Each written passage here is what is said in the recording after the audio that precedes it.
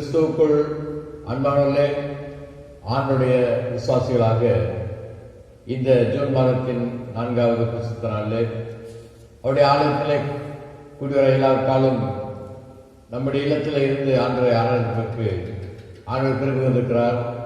இந்த நாளின் ஆலய ஆராதனை ஆயத்தப்பட்டு காத்த யாவரையும் இயேசுவின் கிருபையால் வாழ்த்தி வரவேற்கிறேன்.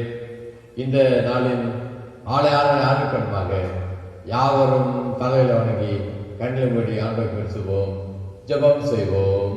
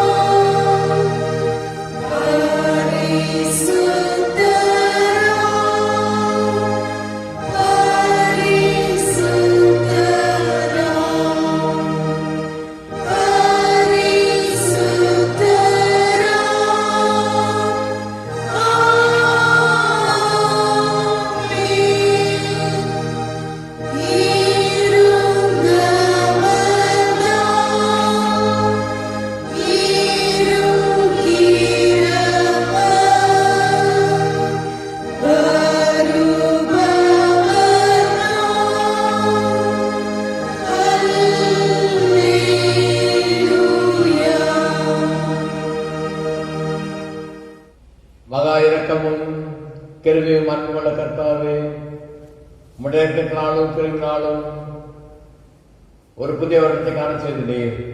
புதிய வருடத்தின் 6 மாதங்களை கிருபையாக வழிநடத்தவே நன்றி செலுத்துகிறோம், துதிக்கிறோம், ஸ்தோத்திரிக்கிறோம். ஸ்தோத்திரம் கர்த்தாவே, ஸ்தோத்திரம் ஸ்தோத்திரம் ஸ்தோத்திரம். ஆண்டவரே, விசேஷமாக இந்த 6வது மாதத்தின் கடைசி பரிசுத்த நாளிலும் உம்முடைய நாமத்தை ஆராதிக்க காத்திருக்க எங்கள் மத்தியில் ஏதாவது பிரசனமாகி எங்கள் பாடல் வழியாக, திருமலை தியான வழியாக, கிறிஸ்துவாகமை தரிசனங்களாக எங்களுடைய விசுவாசத்திலே நாங்கள் உறுதியாக இருப்பதற்கு எங்கள் ஆயத்தப்பட்டு காணப்பட இந்த ஆலய ஆராதனை எங்களுக்கு ஆசீர்வதித்தாலும் கர்த்தாவே, உம்முடைய பிள்ளைகளாக இந்த நாளில் நாங்கள் தியானிக்கூடிய தியானம் எல்லாவற்றையும் எங்களுக்கு இனிமையாக்கித்தாலும் இயேசு கிறிஸ்துவை கர்த்தாவே, ஆமென். நாம் யாவரும் சேர்ந்து ஆண்டவரால் மகிமைப்படும் விதமாக கிறிஸ்துவ பாமாலையில் 8வது பாமாலை பாடுவோம். தந்தாம் உம்மை துதித்து உந்தன் நாமம் போற்றுவோமே. பாமாலை 8 யாவும் சேர்ந்து பாடுவோம்.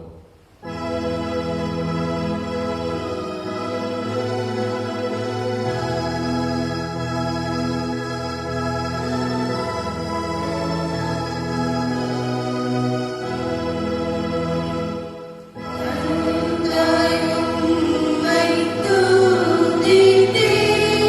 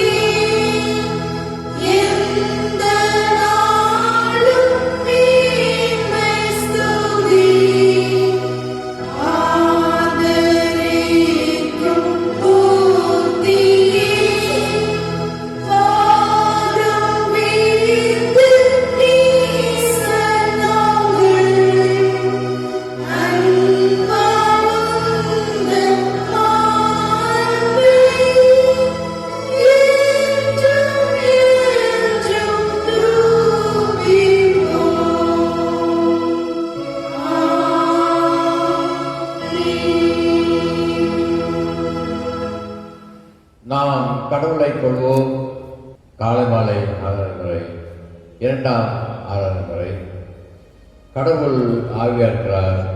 அவரை தொழில் ஆவியோடும் உண்மையோடும் தொழுதொள்ள வேண்டும். நம்முடைய பிதாவாய் கடவுளாலும் கர்த்தர் இயேசு கிறிஸ்து யாவருக்கும் கிருபையும் சமாதானமும் உண்டாவதாக. ஆமென். இது கர்த்தருடைய நாள். இதிலே கழிகூர்ந்து மகிழ கடவோம். ஆண்டவரே எங்கள் உதடுகளை திறந்தருளும். அப்பொழுது எங்கள் வாய் உமது புகழை அறிவிக்கும். பிதாவுக்கும் குமாரனுக்கும் பரிசுத்தாவிக்கும் மகிமை உண்டாவதாக. ஆதியிலும் இப்பொழுதும் இப்பொழுதுமான சதா காலங்களிலும் மகிமை உண்டாவதாக. ஆமென். நாம் யாவும் சேர்ந்து கிரிய கடவுளை போற்றுவோம். சேனைகளின் கடவுளாய் கர்த்தரே, நீர் பரிசுத்தர் பரிசுத்தர் பரிசுத்தர்.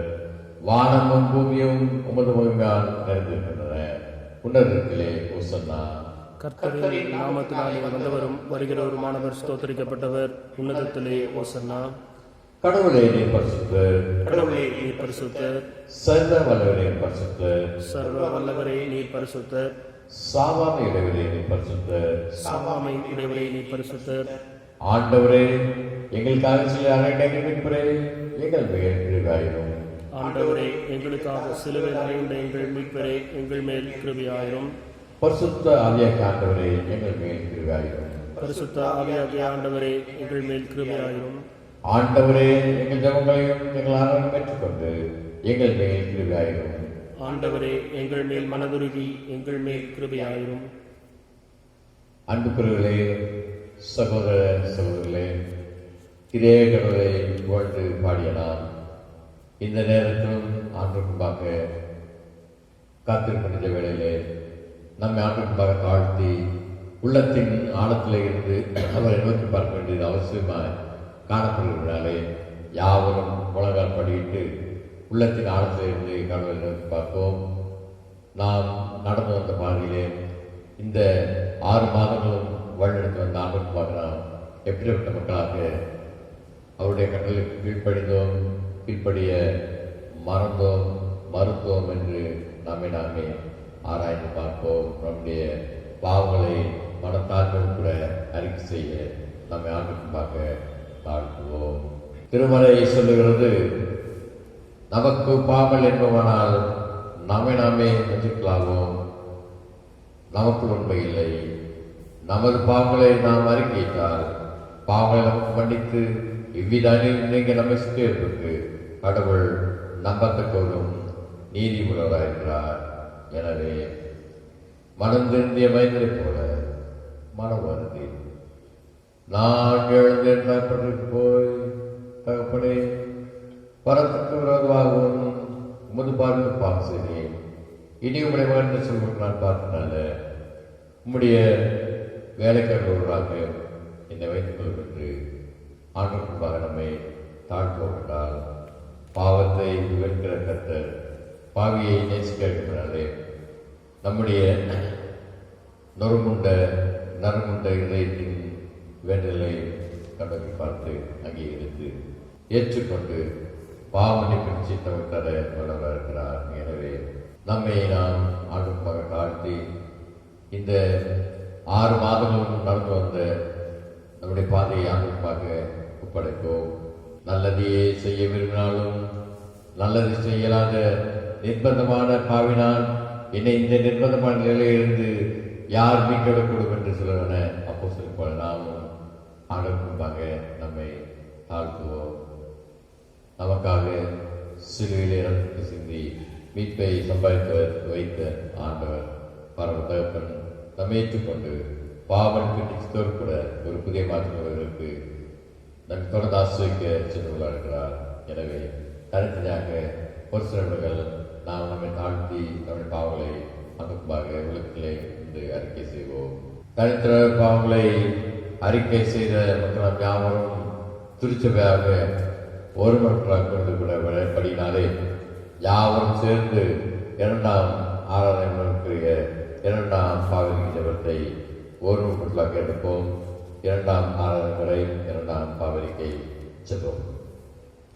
எங்கள் தந்தையாம் கடவுளே, நினைவினாலும் வார்த்தையினாலும் செய்தினாலும் உமக்கு விரோதமாய் பாவம் செய்கிறோம்.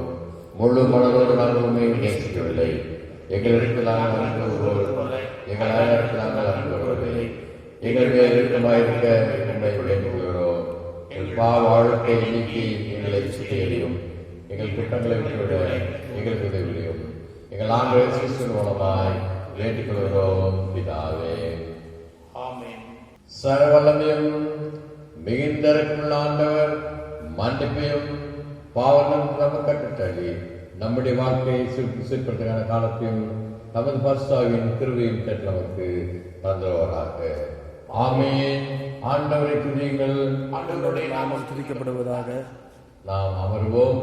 இந்த நாளுக்குரிய திருமறை பகுதியை நாம் வாசிக்க கேட்போம். வாசிக்கும்படியாக தெரிந்து கொள்ளப்பட்ட நற்செய்தி பகுதி புனித லூக்காவின் நற்செய்தி நூல் 7ஆம் அதிகாரம் வசனங்கள் 1 தொடங்கி 10 வரை. லூக்கா 7:1 10 வசனங்கள்.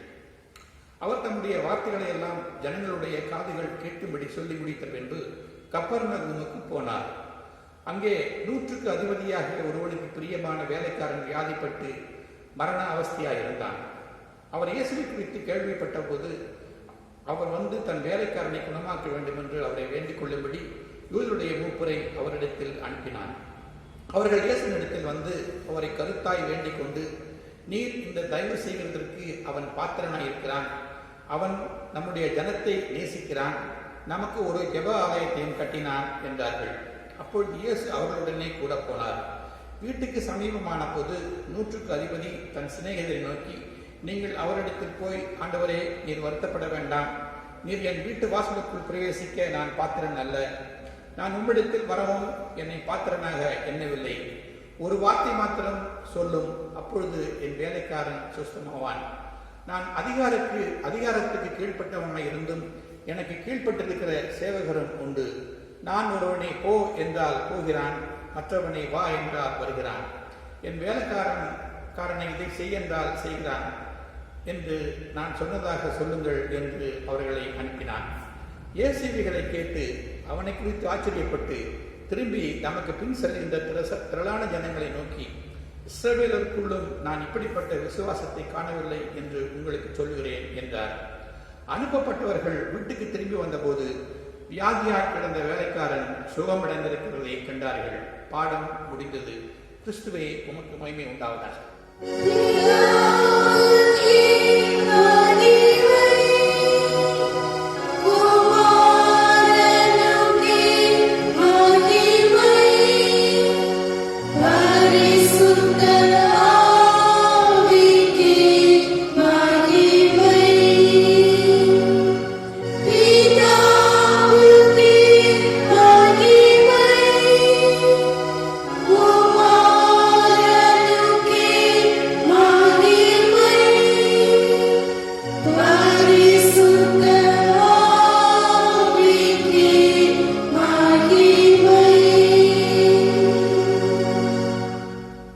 நாம் யாரும் சேர்ந்து ஆண்டுடைய நாம் மகிழ்ச்சியாகவும் நம்முடைய கிறிஸ்துவ நம்பிக்கை அனுசரணத்தில் அறிக்கை செய்கிறவர்களாகவும் 2ஆம் ஆராதனைக்குரிய அப்போஸ்தலர் விசுவாச அறிக்கையை மேலே விசுவாசத்தை அறிக்கை செய்வோம். 2ஆம் ஆராதனை அப்போஸ்தலர் விசுவாச அறிக்கை பயபக்தியோடு கூட நாம் ஏற்படுத்துவோம். வானத்தையும் பூமியையும் படைத்த சர்வதனாகிய விசுவாசிக்கிறேன். அதோடு ஆகிய நம்முடைய நாதர் இயேசு கிறிஸ்துவின் விசுவாசிக்கிறேன். பரிசுத்தாவினாலே கண்களுக்கு பொறுத்து பிறந்தார். பொந்திபிலாத்தின் காலத்தில் பாடுபட்டு சில அறிஞர்கள் மரித்து அடக்கம் பண்ணப்பட்டு பாதாளத்தில் இறங்கினார். 3ஆம் நாள் தந்தார். பரவன்று கேள்வி சர்வதாகி ஜெயதர் வரலாற்றில் வைத்திருக்கிறார். அவ்விடத்திலிருந்து வீழ்ந்தோரையும் மருத்துவரையும் நன்கு போடுவார். பரிசு ஆவியை விசுவாசிக்கிறேன். ஐக்கியமும் பாவமன்னிப்பும் சரீரம் நித்திய ஜீவனும் விசுவாசிக்கிறேன். ஆமென். கர்த்ததாமே நம் யாவரின் வாழ்நாள் இறுதி பரியந்தம் இந்த விசுவாசத்தினால் உறுதியாக நமக்கு திருவிழா ஆசிரியர் நடத்தி காப்பாராக. ஆமென். கற்றுக் கொடுப்பாராக. அவர்களோடு இருப்பாராக. நாம் இந்த நாளிலும் ஆண்டோரை நாம் மகிழ்ச்சியாகவும் நம்முடைய ஆராதனையில் அருளுரைக்கு ஆயத்தமாகவும் கிறிஸ்துவ கீர்த்தனையில் 167வது கீர்த்தனை பாடுவோம். கீர்த்தனை 167. நம்பி வந்தேன் மெசியா, நான் நம்பி வந்தேனே.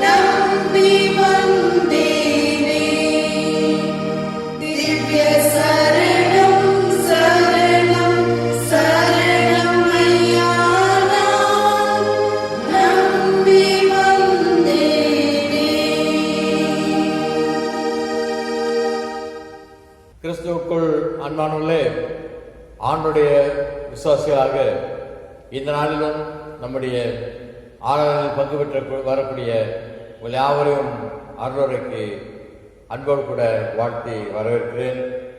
இந்த நாளின் அருளுரை ஆரம்பிக்கிற வண்ணமாக யாவரும் தலை வணங்கி கண்களை மூடி ஆண்டவரை பேர் செய்வோம், ஜெபம் செய்வோம்.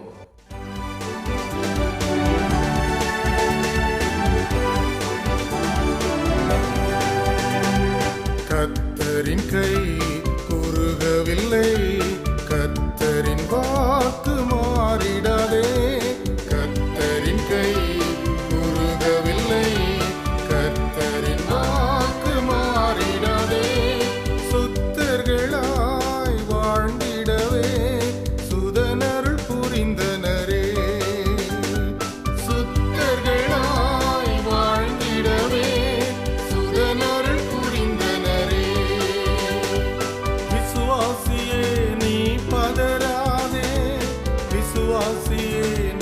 கலங்காதே, விசுவாசியே நீ பதறாதே, விசுவாசியே நீ கலங்காதே. விசுவாசத்தால் நீதிமான் என்றும் என்றும் பிழைப்பான். விசுவாசத்தால் நீதிமான் என்றும் என்றும் பிழைப்பான். எங்கள் நம்பிக்கையான கிறிஸ்துவே, உம்முடைய பிள்ளைகளாக எங்களை உம்முடைய விசுவாசத்தில் அனுதினமும் பாதுகாத்து பராமரித்து வருகிறதே. இந்த 6வது மாதத்தின் 4வது பரிசுத்த நாளிலும் உம்முடைய நாமத்தை ஆராய்ந்து கொண்டிருக்கக்கூடிய மக்களாகி நாங்கள் உம்முடைய திருவார்த்தை தியானிக்க முற்படுகிற வேளையிலே எங்கள் மத்தியில் பிரசனமாகி எங்கள் மனக்கல்லை திறந்து உம்முடைய வேதத்தில் புரிந்துள்ள உண்மைகளை சத்தியங்களை புரிந்து கொள்ள அறிவினால் ஞானவர்களால் நிரப்பும்.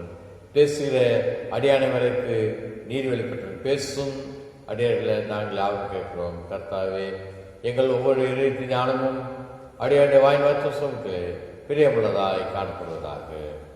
ஆமென்.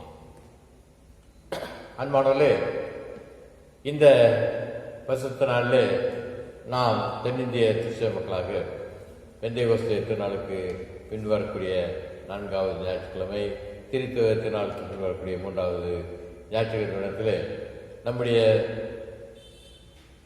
சிஎஸ்ஐ மாமன்றத்தினால் தியானிக்கும்படியாக அழைக்கப்படக்கூடிய தலைப்பு பொருள் நம்முடைய விசுவாசம், நம்முடைய பிள்ளைகளாகிய வாலிப பிள்ளைகளுடைய விசுவாசம், நாம் இன்றைய தலைமுறையினுடைய விசுவாசம் என்கிற தலைப்பிலே நாம் சிந்திக்க அழைக்கப்படுகிறோம். அதற்கு ஆதாரமாக பஸ் கேட்டு திருமலை பகுதியாகிய நட்சத்திர பகுதியில் உள்ள பகுதியை நாம் தியானிக்க கர்த்தருக்கு கிருபை செய்வாராக.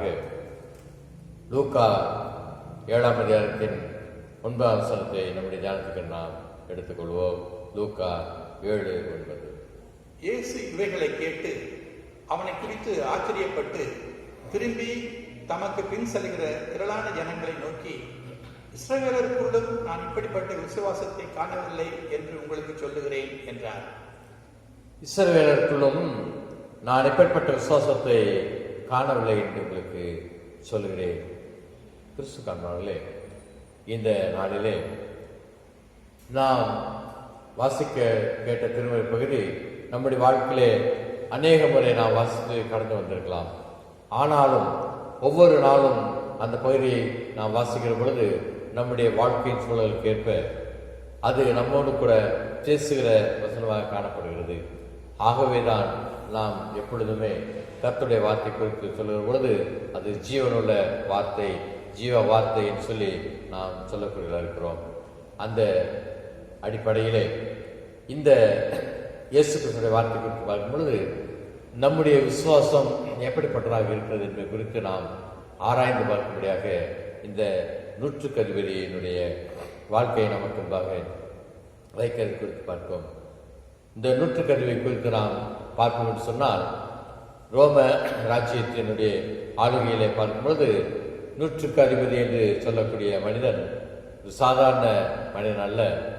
அவன் ஒரு பொறுப்புள்ள அதிகாரியாக இருக்கிறான். சமுதாயத்திலே அந்தஸ்துள்ள மனிதனாக இருக்கிறான். 100 பேருக்கு அதிபதியாக இருக்கக்கூடிய அவன் நல்ல வசதியோடு கூட இருப்பவன். அவன் ஒரு ரோம மனிதனாக இருப்பான். அப்படிப்பட்ட நிலையிலே அவன் பார்த்து அவனுக்கு கீழாக இருக்கக்கூடிய மக்களை என்ன வேண்டுமானாலும் செய்யலாம் என்கிற ஒரு அதிகாரம் கூட அவனுக்கு இருக்கிறது. குறிப்பாக அவனுக்கு அடிமையாக வீட்டிலே வேலை செய்யக்கூடிய அந்த அடிமையை குறித்து நாம் பார்க்கும் பொழுது உபாகமத்திலே இதான் அந்த அடிமை குறித்து சொல்லப்படுகிற வார்த்தை குறித்து பார்க்கும் பொழுது அந்த அடிமையை வந்து என்ன வேண்டுமானாலும் செய்து விடலாம் என்கிற ஒரு நிலைமை அந்த நாட்களிலே யூதருடைய வாழ்க்கையிலே அல்லது அந்த இஸ்ரேல் சமுதாயத்தின் மக்கள் வாழ்க்கையிலே இயேசு கிறிஸ்துவின் காலத்தெல்லாம் பழைய ஏற்பாட்டெல்லாம் காணப்பட்டதை குறித்து பார்ப்போம். அப்படிப்பட்ட நிலையிலே இந்த நூற்றுக்கதிபதியை குறித்து பார்க்கும் பொழுது இந்த நூற்றுக்கதிபதி எவ்வளவு ஒரு கடவுள் மீது பக்தியுள்ள மனிதனாக, எவ்வளவு ஒரு நல்ல ஒரு ஒழுங்குள்ள மனிதனாக இருந்தான் என்பது குறித்து சொல்லப்படுகிறது. அவனுடைய வேலைக்காரன் அங்கே சுகமாக இருக்கிற அந்த நேரத்தில் அவன் செய்கிற செயல் விசுவாசத்துக்கு ஒரு நல்ல எடுத்துக்காட்டாக அவனுடைய கடவுளுடைய பக்திக்கு ஒரு நல்ல உதாரணமாக காணப்படுவது குறித்து பார்க்கிறோம். முதலாவது பார்க்கும் பொழுது இந்த மனிதன், இந்த நூற்றுக்கதிபதி எப்பொழுது எல்லா மனிதர்களைப் போல சாதாரண ஒரு மனிதன் அல்ல, அல்லது எல்லா இராணுவ அதிகாரிகளைப் போல ஒரு அதிகாரம் படித்த மனிதனாக இருந்தாலும் அப்படிப்பட்ட ஒரு அதிகாரி அல்ல. அவன் ஒரு மாறுபட்ட குணமுடையவனாக, இஸ் அன் அன்யூஷுவல் லீடர் அல்லது அன்யூஷுவல் மேன் என்று நாம் சொல்லக்கூடிய அளவிற்கு ஒரு குணாதிசயங்களை, ஆட்டிடியூடை படைத்தவனாக அவர் இருக்கிறது குறித்து பார்ப்போம். அதை குறித்து பார்க்கும் பொழுது இங்கே என்ன நடைபெறும் என்று சொல்லி பார்க்கும் பொழுது, அங்கே இயேசு கிறிஸ்து அந்த ஊரிலே வருகிறார் என்று சொல்லி கேள்விப்படுகிறான். அப்படி கப்பர்நகூம் பகுதிக்கு இயேசு கிறிஸ்து வருகிறார் என்று சொல்லி கேள்விப்பட்ட உடனே அந்த நூற்றுக்கதிபதி என்ன செய்கிறான்? இயேசு கிறிஸ்துவிடத்திலே ஒரு வேண்டுகோளுக்காக அவன் ஒரு தனக்கு அன்பான சபையினுடைய ஆலயத்தினுடைய பொறுப்பாளர்களை அனுப்பித்து கொடுக்கிறான். தனக்கு அன்பான ஒரு வேலைக்காரன் வியாதிப்பட்டு மரண அவஸ்தையிலே இருக்கிறான். எனவே தன்னுடைய வீட்டிற்கு வந்து அவன் அந்த வேலைக்காரனுக்கு சுகம் கொடுக்க வேண்டும் என்று சொல்லி கேட்கும்படியாக அவன் நினைக்கிறான். சபையினுடைய ஜெபாலய தலைவர்கள் எல்லாத்தையும் அவன் அனுப்புவது குறித்து பார்க்கிறோம். அப்படிப்பட்ட நிலையிலே இந்த மனிதன் அப்படி செய்ய வேண்டிய அவசியம் இல்லை. ஏனென்றால் உபாகமம் 23ஆம் அதிகாரத்துடைய 15-16 வசனத்தை குறித்து பார்க்கும் பொழுது அங்கே வேலைக்காரர்களை, அடிமைகளை என்ன செய்யலாம் என்பதை குறித்து சொல்லப்படுகிறது.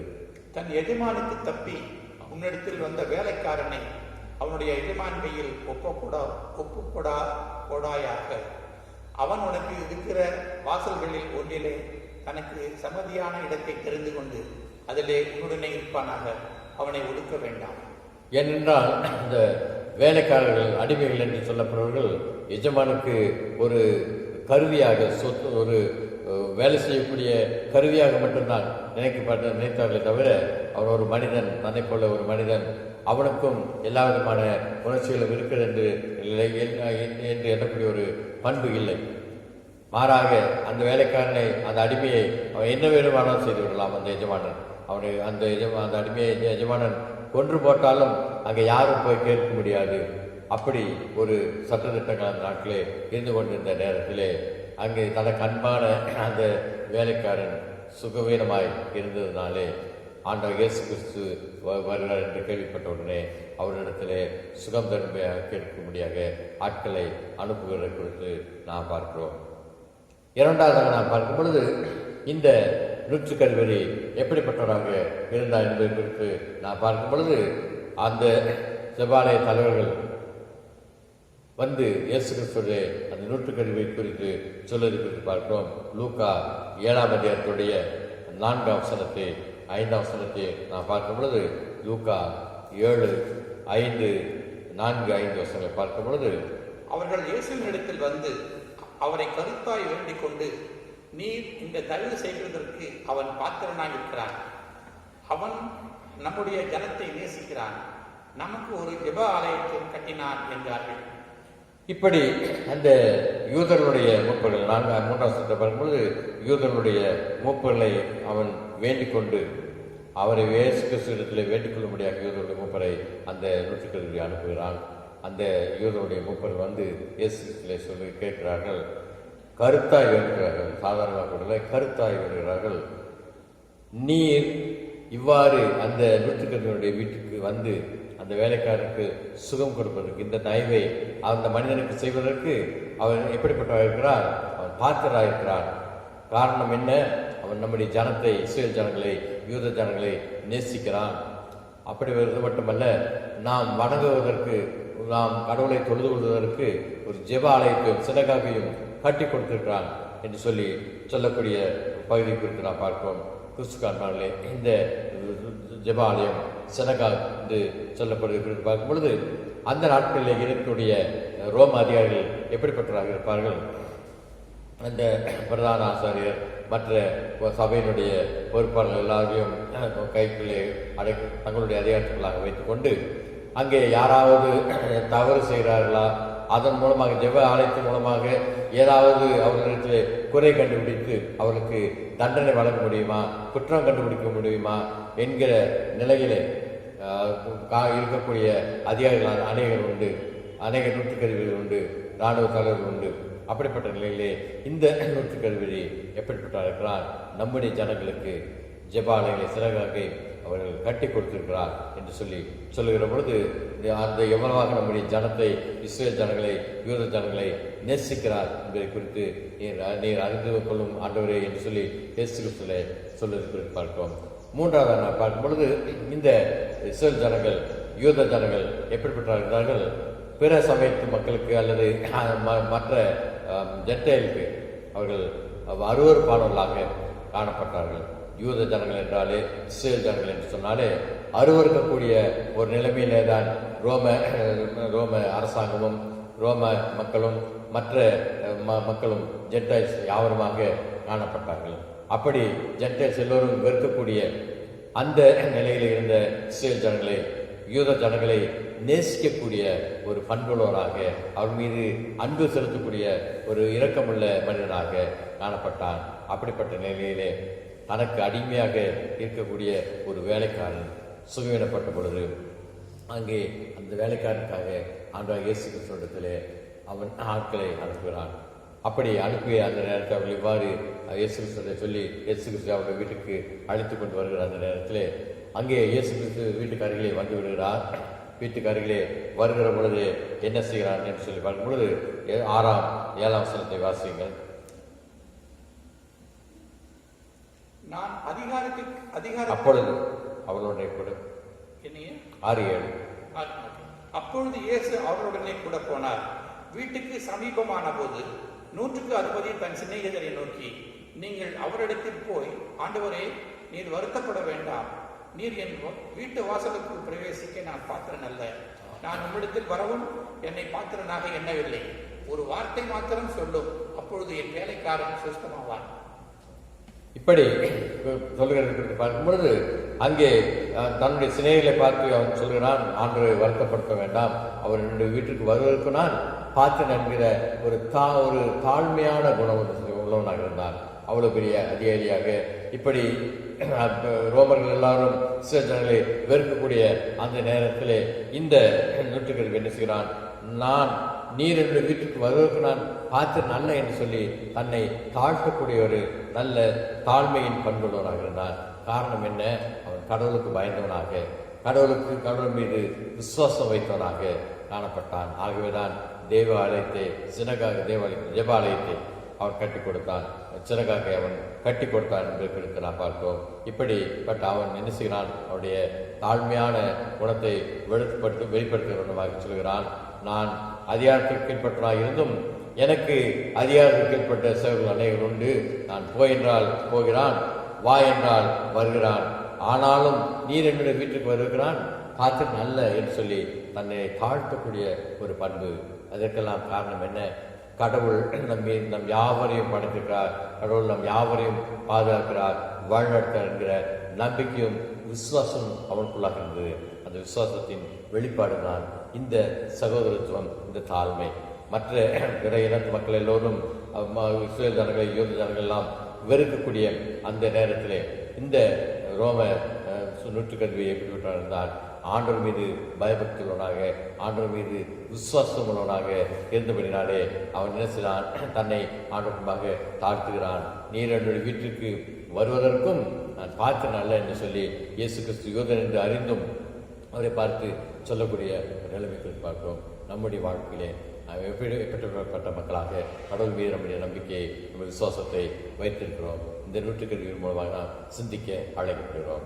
இறுதியாக நாம் பார்க்கிற பொழுது, 4ஆவதாக பார்க்கும் பொழுது, அவனுடைய அந்த விசுவாசத்தின் வெளிப்பாடாக ஆண்டவராகிய இயேசு கிறிஸ்து என்ன செய்கிறார்? அதை வெளிப்படுத்தி அவனை உயர்த்துவதை மேன்மைப்படுத்தி வெளிப்படுத்துவார்கள். தன்னைத்தான் தாழ்த்துடன் உயர்த்தப்படுவான் சொல்கிற திருமலையின் வசனத்துக்கு ஏற்ப அங்கே உயர்த்தப்படுவது குறித்து பார்க்கிறோம். சங்கீதம் 123 2ஆம் வசனத்துக்கு பார்க்கும் பொழுது, வேலைக்காரன் கண்கள் எஜமானனை நோக்கியிருப்பதைப் போல இந்த பக்தியுள்ள மனிதன் பரம எஜமானாகிய பரம தெய்வத்தை அவன் நோக்கியிருப்பினாலே அவன் என்ன செய்கிறான்? ஆண்டவரிடத்திலே தன்னை தாழ்த்தி, நீருடைய வீட்டுக்கு வருகிறான், பார்த்து நல்ல என்று சொன்ன தன்னை அவன் உள்ளத்தை வெளிப்படுத்தியிருக்கிறது பார்க்க வாசியங்கள் 123:2. இதோ வேலைக்காரரின் கண்கள் தங்கள் எஜமான்களின் கையை நோக்கி இருக்குமா போலவும் வேலைக்காரியின் கண்கள் தன் எஜமாட்டியின் கையை நோக்கி இருக்குமா போலவும் எங்கள் தேவனாகிய கர்த்தர் எங்களுக்கு இரக்கம் செய்யும் வரைக்கும் எங்கள் கண்கள் அவரை நோக்கி இருக்கிறது.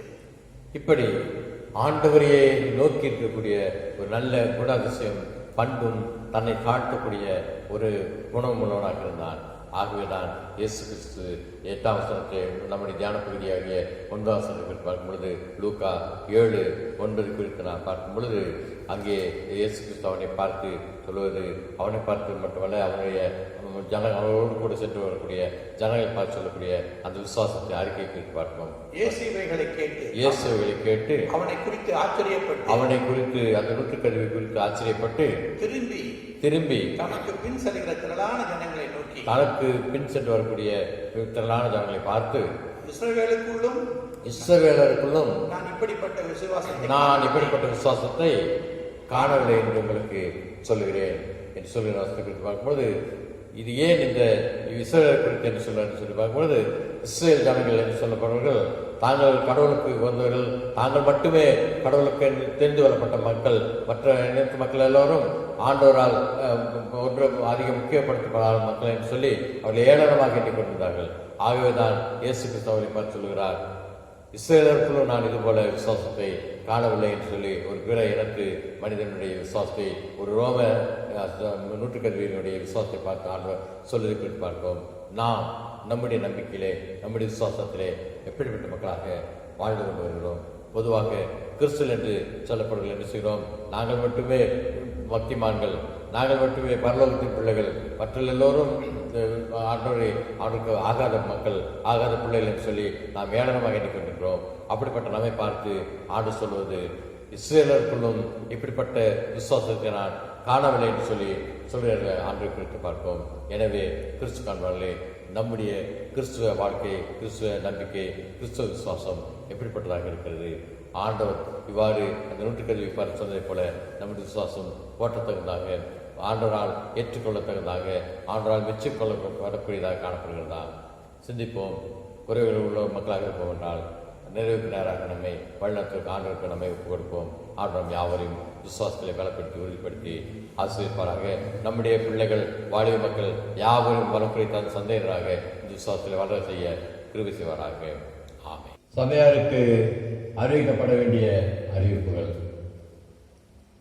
கிறிஸ்துவுக்குள்ளானவர்களே, இந்த நாட்களிலே நம்முடைய நாட்டில் மட்டுமல்ல உலக நாடுகள் முழுவதுமாக இந்த தொற்று நோய் பரவலினாலே ஆலயம் திறக்கப்பட இயலாத ஒரு நிலையிலே அரசாங்கம் நம்மை வழிநடத்தி கொண்டு வருகிறது. அப்படிப்பட்ட நிலையிலே நாம் ஆண்டவரை துதிக்கிறவனமாகவும் ஆராதிக்கிறவனமாகவும் இந்த காணொலி காட்சி மூலமாக ஆண்டவர் நமக்கு செய்திருக்கிறார். இதற்கு காரணமாக இருக்கக்கூடிய அருமை சகோதரர்கள் ஒவ்வொருவருக்கும் கிறிஸ்து நாமத்தினாலே நன்றியை தெரிவித்துக் கொள்கிறோம். கர்த்தர்களை அவர் குடும்பங்களையும் ஆசீர்வதிப்பாராக.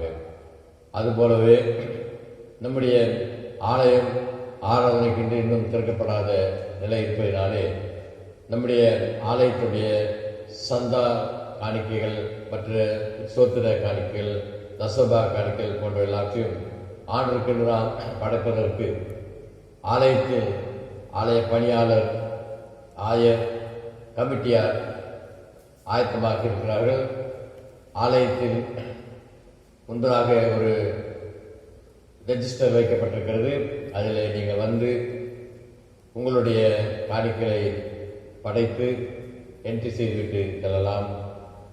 ஜெபிக்க விரும்பும் ஆலயத்திலே அவ்வாறு உன் முகப்பில் இருந்து நீங்கள் ஜெபித்து செல்ல அன்போடு கூட அழைக்கப்படுகிறீர்கள். இதை குறித்து வாட்ஸ்அப்பிலேயும் நம்முடைய குரூப்புகளிலேயும் செய்திகள் போடப்பட்டுக் கொண்டு வருகிறது. அதை கவனத்தில் கொண்டு நீங்கள் அன்போடு செயல்பட கேட்டுக்கொள்ளப்படுகிறீர்கள். உங்களுடைய தொடர்புக்கென்று ஆயருடைய தொலைபேசி எண்ணும் மற்ற கமிட்டியார் ஒவ்வொருடைய பொறுப்பாளர்களுடைய தொலைபேசி எண்களும் நமக்கு கொடுக்கப்படுகிறது. அதை நீங்கள் கவனத்தில் கொண்டு அதில் தொடர்பு கொள்ள அன்போடு கூட கேட்டுக்கொள்ளப்படுகிறீர்கள். அதுபோலவே அன்பாளர்களே, நம்முடைய சிறு பிள்ளைகளுக்கென்று ஓய்வு நாள் பாடசாலையினுடைய காணொலி வகுப்புகள் ஒவ்வொரு ஞாயிற்றுக்கிழமையும் காலை 11 மணி முதல் 12 வரை நடைபெறுகிறது. நீங்கள் உங்களுடைய பிள்ளைகளுக்கு அவைகளை காண்பித்து அதில் பங்கு பெற இல்லத்தில் உரிய வசதி வாய்ப்புகள் செய்யும்படி அன்போடு கூட நினைவூட்டப்படுகிறீர்கள். இவ்வாறு கர்த்தருடைய பிள்ளைகளாக நாம் ஆண்டு விசுவாசத்திலும் அவருடைய நம்பிக்கையிலையும் பக்தியிலையும் தொடர்ந்து முன்னேறுவதற்கு நாம் நம்மை ஆயத்தப்படுத்திக் கொள்வோம். கர்த்தர் நம் யாவரையும் விசுவாச ஐக்கியத்தில் ஆசீர்வதித்து வழிநடத்தி காப்பாராக. விரைவிலே ஆலயம் திறக்கப்பட்டு ஆலயத்தில் நாம் ஒன்று கூடி ஆராதிப்பதற்கு ஆண்டவர் நமக்கு கிருபை கூர்ந்து வரும்படியாக ஒவ்வொருவரும் நம்முடைய குடும்ப தனி ஜபங்களில் ஜெபித்து வருவோம். அதுபோல உங்களுக்கு மத்தியிலே இருக்கக்கூடிய குடும்பங்களிலே வியாதியஸ்தர்கள் இன்னும் மற்ற சிறப்பு ஜபங்களை செய்வதற்கு நீங்கள் விரும்புகிறீர்கள் சொன்னால் 1000 தொடர்புகளை அன்போடு கூட அழைக்கப்படுகிறீர்கள். பிறந்த நாட்கள், திருமண நாட்கள் போன்ற சிறப்பு வைபவங்களுக்கும் தொலைபேசியில் நீங்கள் ஜெயிப்பதற்கோ நேரில் ஜெயிப்பதற்கோ அன்போடு கூட நினைவூட்டப்படுகிறீர்கள். நாம் யாவரும் ஆண்டவர் நோக்கி ஜெபம் செய்வோம். நம்முடைய ஆராதனை நிறைவு ஜெபத்தினராக கடந்து செல்வோம். ஜெபம் செய்வோம். சகல பரிசுத்த விருப்பங்களுக்கும் நல்ல ஆலோசனைகளுக்கும் ஊற்றும் காரணமாகிய கர்த்தாவே, உலகம் தரக்கூடாத சமாதானத்தை முதலில் எங்களுக்கு நீர் கொடுத்து வருவதற்காக நன்றி செலுத்துவோம். கர்த்தாவே, உம்முடைய கற்பனைகளுக்கு நாங்கள் கீழ்ப்படிந்து மன உற்சாகங்களாக நடப்பதற்கு இந்த ஆண்டவரே தொற்று வியாதி பரவி கொண்டிருக்கிற நேரங்களிலேயும் நாங்கள் பயமில்லாமல் உம்மாலே பாதுகாக்கப்பட்டு நீர் தரும் ஆறுதலோடும் அமைதியோடு கூட எங்களுடைய ஜீவிய காலத்தை நடத்துவதற்குரிய கிருபைகளை கொடுக்கின்ற விசுவாசத்தோடு உமக்கு நன்றியை செலுத்துகிறோம். நீர் கொடுக்கான நம்பிக்கைக்காக விசுவாசத்துக்காக துதிக்கிறோம், ஸ்தோத்திரிக்கிறோம். ஸ்தோத்திரம் கர்த்தாவே, ஸ்தோத்திரம் ஸ்தோத்திரம் ஸ்தோத்திரம் ஆண்டவரே. அதுபோல ஆண்டவரே, உங்களுடைய பிள்ளைகளாக உங்களுடைய கிருபையினாலே ஒவ்வொரு நாளும் நாங்கள் பாதுகாக்கப்பட்டு எங்களுடைய அனுதின பணிகளை நாங்கள் செய்து ஆண்டவரே எங்களுடைய சம்பாத்திகளை சம்பாதிக்க கிருபை கூறுகிறேன். ஒருவேளை இந்த நாட்களில் ஆண்டவரை முன்பு போல நாங்கள் வெளியிலே சென்று அதிகமாக ஆண்டு ஓடி ஆடி பயணங்கள் செய்து ஆண்டு எங்களுடைய சம்பாத்திகளை சம்பாதிக்க இயலாவிட்டாலும் கர்த்தாவே இல்லத்தில் இருந்து உங்களுக்கு ஜெபித்து எங்களுடைய பணியை செய்யவும் எங்களுடைய வாழ்வு சம்பாதிப்பதற்கான வழிமுறைகளை நாங்கள் மேற்கொள்ளத்தக்கதாக கிருபை கூறுகிறீரே. நன்றி செலுத்துவோம் கர்த்தாவே. தொடர்ந்து ஆண்டவரே முடிப்புகளாக அவையிலிருந்து நல்ல ஆசிரியர்கள் தாரும் கர்த்தாவே. விரைவிலே இந்த இக்கட்டான நிலையெல்லாம் எங்களுக்கு அகற்றப்படத்தக்கதாகவும் உலக நாடுகள் முழுவதுமாக சமாதானத்தோடும் மன அமைதியோடு கூட நாமத்தை துதிப்பதற்குரிய நேரங்களை தாரும் கர்த்தாவே. எல்லாவற்றுக்கும் மேலே கர்த்தாவே, உம்முடைய பிள்ளைகளாக நீர் எப்படிக்கான ஆண்டவரே தொற்று நோய்களை இந்த உலகத்திலே ஆண்டவரை அனுமதிப்பது என்பது ஆண்டவரை உலகத்தை பூமியை நீர் பராமரிப்பதற்கும் பூமி நீர் புதுப்பிப்பதற்கும் ஆண்டவரே பூமியை மாசடைந்த ஒவ்வொரு மாசுகளும் கர்த்தாவே, காற்று மாசு, இன்னும் தண்ணீர் மாசு என்று ஒவ்வொரு மாசுகளும் நீங்கி கர்த்தாவே அனைத்தும் சுத்திகரிப்பதற்கும் நீர் அனுமதிக்கின்ற நம்பிக்கையோடு விசுவாசத்தோடு நாங்கள் உங்களுக்கு நன்றிகளை செலுத்துகிறோம். எவ்வாறு எங்கள் உள்ளத்தில் இருக்கக்கூடிய பாவ மாசுகள் எல்லாம், பாவ அழுக்குகள், பாவ கரைகள்லாம் நீக்குவதற்கு எங்களுடைய சிலி ரத்தத்தினால் எங்களுக்கு சுத்திகரிப்பு செய்கிறோம். அதே போல கர்த்தாவே ஆண்டவரே 100 ஆண்டுகளுக்கு ஒரு முறை, 1000 ஆண்டுகளுக்கு ஒரு முறை இவ்வாறு பூமியும் உம்முடைய படைப்புகள் அனைத்தையும் நீர் பரிசுத்தப்படுத்துகிறேன், நீ சுத்திகரிக்கிறேன். அவைகள் அடைந்திருக்கான அசுத்தங்கள் மாசு எல்லாம் நீங்குவதற்கு அமைதியான காலத்தையும் நேரத்தை கொடுப்பதற்கு கர்த்தாவே இந்த தொற்றுநோய்கள் போன்றவர்கள் எல்லாவற்றையும் தந்து அமைதிப்பட்டு என்கிற நம்பிக்கையோடு கூட நாங்கள் தொடர்ந்து வாழ திரு செய்து வழக்கும் ஒருவேளை கர்த்தாவே இந்த கிருமிகள் அழிவதற்கு வெந்நீர் உம்முடைய பரிசுத்த ரத்தத்தை இந்த பூமியிலே ஊற்றும் கர்த்தாவே. ஆண்டவரே பூமி விட்டு இந்த வைரஸ் கிருமிகள் யாவும் அகன்று ஓடத்தக்கதாக அந்த அழிந்து ஒழியத்தக்கதாக உடைய பரிசுத்த கரத்தால் இந்த பூமியை நீர் சுத்திகரித்தல் கர்த்தாவே. விசேஷமாக நீங்கள் ஒவ்வொருவரும் கரங்களை வைக்கிறோம். நாங்கள் எங்களுடைய குடும்பங்களுடைய கரங்களை வைக்கிறோம். பட்டணம் அனைத்துடைய ஒவ்வொரு குடும்பங்களுடைய கரங்களை வைக்கிறோம். சிறு பிள்ளைகள், வாலிபர்கள், வயது முதிர்ந்தவர்கள், நடுத்தர வயதினர் என்று யாவருக்கும் உம்முடைய கிருபைகளை தந்து ஆசீர்வதித்து வாழ்வதற்கு கர்த்தாவே.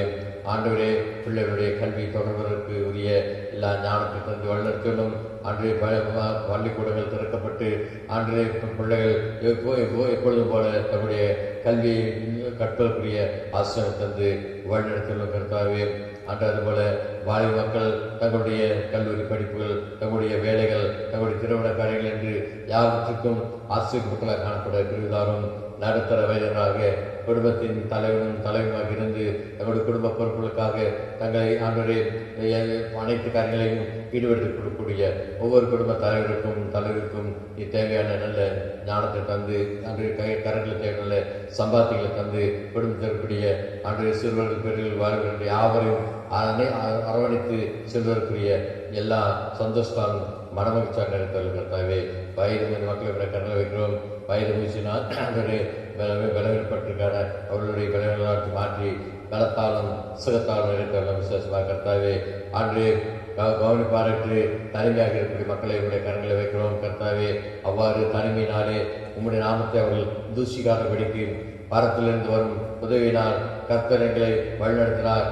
நாங்கள் நினைப்பதற்கு மேலாக அன்பின் கரத்தை வைத்து கர்த்தர்களை ஆசிரியத்தார் என்று வயது முயற்சித்தமாக அவர்கள் நாமத்திற்கு இருக்கக்கூடிய எல்லா நேரத்திலிருந்து ஆசிரியத்தில் கர்த்தாவே அன்றைய விசேஷமாக எங்களுடைய குடும்பங்களுடைய பொருளாதார தேவைகள் எல்லாத்தையும் அன்றைக்கு கர்த்தாவே இந்த இக்கட்டான நேரங்களிலே பொருளாதார தேவைகள் எல்லாத்தையும் சீர் செய்து ஆண்டரை முடிப்புள்ளாக ஆண்டரை கடத்தொல்லை நிமித்தமாகவும் மற்ற அன்றைய வருமானமின்மை நிமித்தமாகவும் நாமத்தை தூசிக்காதபடி ஒவ்வொருவருக்கும் அந்தந்த நாளுக்குரிய அன்றைய ஆகாரத்தை அனுதினமும் கொடுத்தவர்களை ஆசிரியமான கணங்களை ஒப்புக் கொடுக்கிறோம் கர்த்தாவே. ஆண்டவரே அந்த நாளுக்கு அதினதின் பாடுகள் போதும், ஆகாயத்து பறவை பாருங்கள் விதைக்கிறதுமில்லை அறுக்கிறதுமில்லை, ஆகிலும் அவர்களை ஆண்டவர் போஷிக்கிறார் என்று நம்முடைய ஆண்டவர் வேதத்திலே சொல்கிறீரே கர்த்தாவே. அந்த வண்ணமாகவே அனைவரையும் போஷித்து சந்தோஷினாலும் மனமற்ற ஆண்டருக்கு வழிநடத்தலும் கர்த்தாவே. இந்த தொற்று நோயின் கிருமியினாலே பாதிக்கப்பட்டு எங்கள் அன்பானவர்கள் இருந்த ஒவ்வொருவருக்கும் நல்ல ஆறுதலையும் சமாதானத்தையும் தந்து வழிநடத்தலும் பாதிக்கப்பட்டவர்கள் விரைவிலே சுகம் பெறுவதற்குரிய எல்லா வசதி வாய்ப்புகளையும் மருத்துவ உதவிகளையும் தந்து ஆசிரியர்களும் கர்த்தாவே. இந்த மருத்துவ பணிகளில் ஈடுபட்டிருக்கூடியவர்கள், காவல்துறை பணியில் ஈடுபட்டிருக்கிறவர்கள், மற்ற வருவாய்த்துறை பணியில் ஈடுபட்டிருக்கின்ற யாவரையும் அரசாங்க பணியாளர் யாவரையும் பாதுகாக்கிறதும் கர்த்தாவே.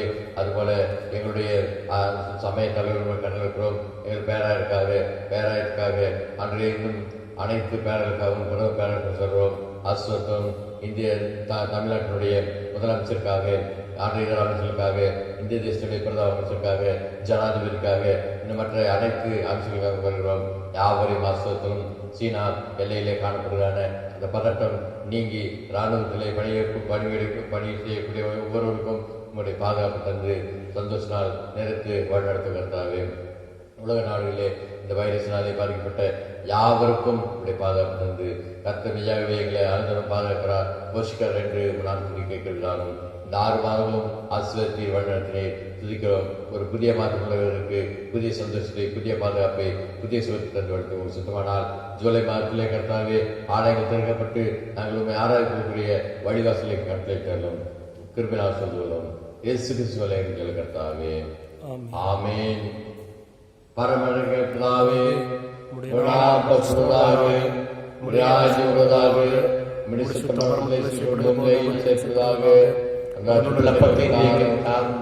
எங்களுக்கு விரோதமாக மன்னிக்கிறது போல எங்களுக்கு மன்னியும் ராட்சியமும் வல்லம் மகிமும் என்னடிக்க முடிவுகளே. ஆமென். என் ஆத்மாவே கர்த்தரை ஸ்தோத்திரி, என் முழுவதுமே நாமத்தை ஸ்தோத்திரி. என் ஆத்மாவே கர்த்தரை ஸ்தோத்திரி, அவர் செய்த சகல மறவாதே. ஆமென். நம்முடைய ஆண்டவராகிய இயேசுவின் கிருபையும் பிதாவாய் கடனும் பரிசுத்தாவியின் ஆசீர்வாதமும் பாதுகாப்பும் பராமரிப்பும் சுகமும் பலமும் குற்றமும் வழிநடத்தலும் நம் யாவரோடும் இந்த மாதத்திலும் வரக்கூடிய புதிய மாதத்தில் தங்கி புதிய ஆசிரியருக்கு பாதுகாத்து பராமரிப்பு வழிநடத்தி காப்பாராக. நாம் யாவரும் சேர்ந்து ஆண்டு நாமம் மயப்படுவதாகவும் நம்முடைய ஆராதனை நிறைவேற்பாளராக கிறிஸ்துவ பாமாலையில் 373வது பாமாலை பாடுவோம். நான் உம்மை முழு மனதால் சிநேகிப்பேன். பாமாலை 363 பாடுவோம்.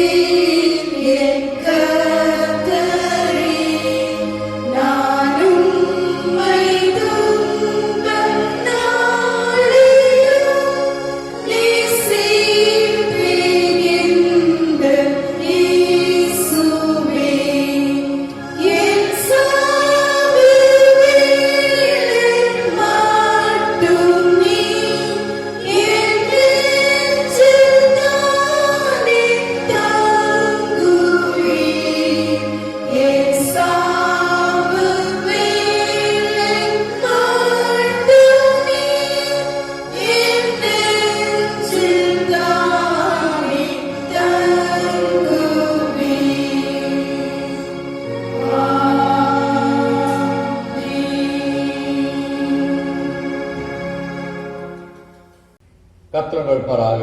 அவர் உமது ஆவியோடும் இருப்பாராக. சமத்திரை சென்று கிடவோம். கர்த்தருடைய நாமத்தினாலே ஆமென்.